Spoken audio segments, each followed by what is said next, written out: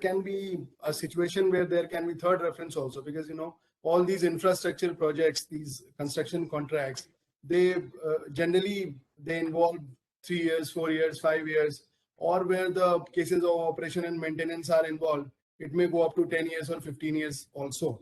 So there are chances of having multiple references, multiple arbitrations arising out of the same contract. Do you think it would be advisable to approach the same members of the tribunal, or having two, three different tribunals, but the members should remain same? Will that be advisable, or is it possible? So Abhishek, we are both of us are in a profession where situations like this are most welcome. I fully agree, sir. So personally speaking, I am very much in favor of multiple references, multiple tribunals, multiple arbitral awards, multiple court proceedings. More the merrier from our professional point of view.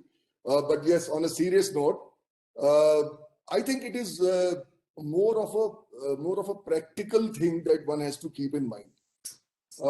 There are pros and cons to both the things, and I'll come to the legal thing in a while. But I think from a practical point of view,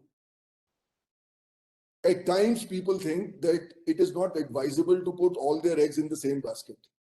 So even if they want, they can get a common reference to all their disputes, the timing is such that they want to split it and go before different tribunals, so that they have got a wider variety of minds considering their disputes, and maybe if something goes wrong at one place, something better would come out on the other place. So that kind of feeling at times sets into the mind, and people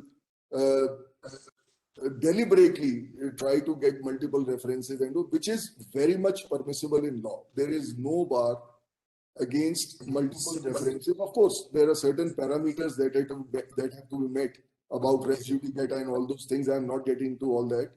But most important thing is that what could be the possible outcome of multiple references?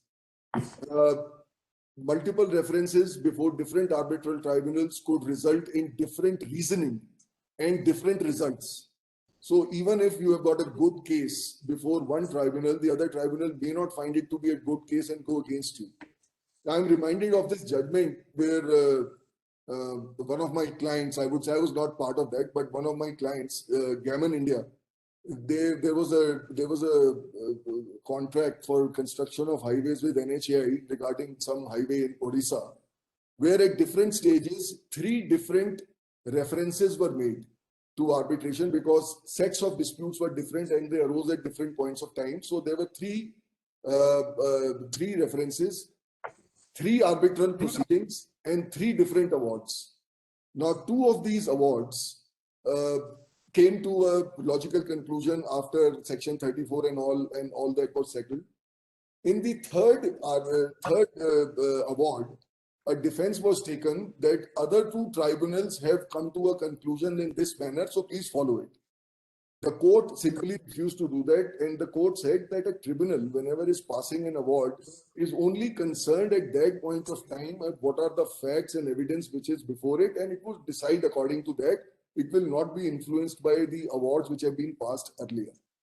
So while dealing with this situation, the most relevant observation of the court to answer your question is that you are very much entitled under the law to have multiple references because disputes arise at different points of time.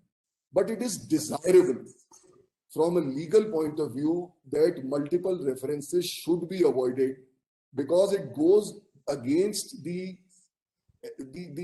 mental process of reasoning and coming to a conclusion, which can further cause multiple difficulties for the clients or for the parties which are involved in these kind of arbitrations. So it is more of a recommendation that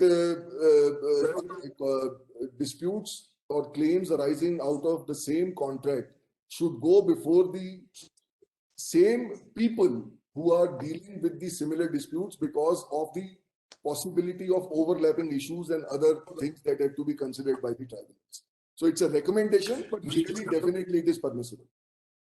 Very Mr. practical Verma, approach that I- Abhishek, I'll just make a short comment here.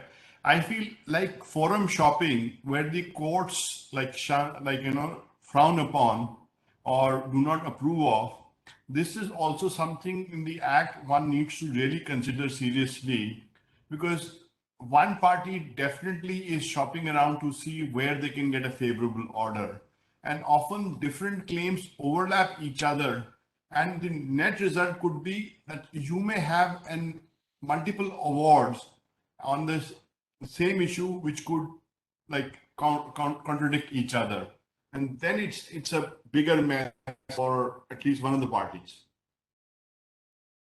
So I'll give you an example if we got time.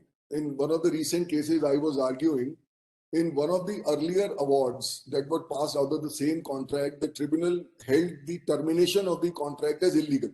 They came to a finding that it is an illegal termination, it cannot be sustained.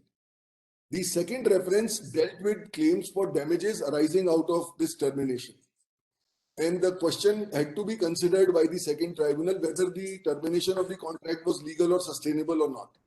So then there was this overlapping thing, and a lot of confusion happened that should we follow what the earlier tribunal has already decided, or this tribunal should apply its mind afresh and then come to a conclusion whether the termination, because the rest of the claims were resultant from the termination. So that kind of confusion is easily avoided if different tribunals, because when I say tribunal, it is the constitution of the tribunal, but the people are the same on all these tribunals, because then their minds would work in the same fashion. True. Abhishek, I would say, we are running little behind, and we might fail to hear George's views on the industry perspective. So I would just ask last one or two questions on this subject, and then we'll probably move to the next one. Would you like to share a couple of instances on a high level when 9 versus 17 might be the relevant provision? If just to give practical examples, like when you think 9 would be applicable, when 17 would come into place. As I said earlier, timing is the most important thing, because at times there is option, at times there is not, whether to use 9 or 17.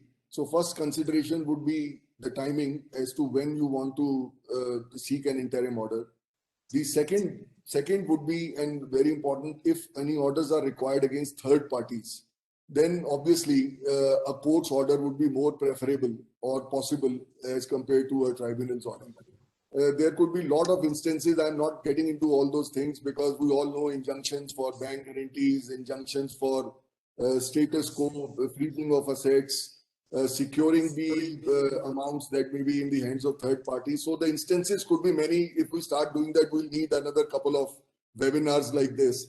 So I would say it will all depend on facts and circumstances as the situation throws up, that within the four corners of law, whether 9 would be preferable or 17 would be preferable, because ultimately their scope is the same. I agree with you. It's basically a question of timing, Yes. and Yes. what would be applicable and what would be more efficacious. But something like if it's a third party against whom we're going like a bank guarantee against the banks, then obviously 9 would be the Yes. appropriate remedy There is rather no than choice. 17. There is no choice. Or if it's if it's required court's assistance in terms of police or other things, then 9 would be Absolutely. better.